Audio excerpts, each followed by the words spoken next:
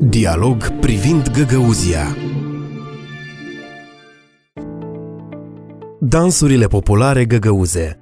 Dansul popular găgăuz este expresia istoriei acestui popor. Dansurile găgăuze reflectă diversitatea culturală a găgăuzilor, fiind influențate de dansurile turcești, balcanice, românești și rusești. Unul dintre cele mai populare dansuri găgăuze este Kadânja. Este un dans vesel și plin de energie, care este adesea dansat la nunți, dar și alte sărbători. Totodată, dansul găgăuz implică deseori mișcări lente și pline de modestie. Dansurile găgăuze sunt jucate atât de bărbați cât și de femei, îmbrăcați în costume tradiționale găgăuze. Unul dintre promotorii dansului găgăuz a fost renumitul coregraf al ansamblului Diuz Ava, Constantin Ghermec. El spunea că dansul găgăuz subliniază caracterul poporului, nomad. Găgăuzii dansează și hora, care conține elemente din dansul moldovenesc, mișcându-se în sensul invers al acelor ceasornicului.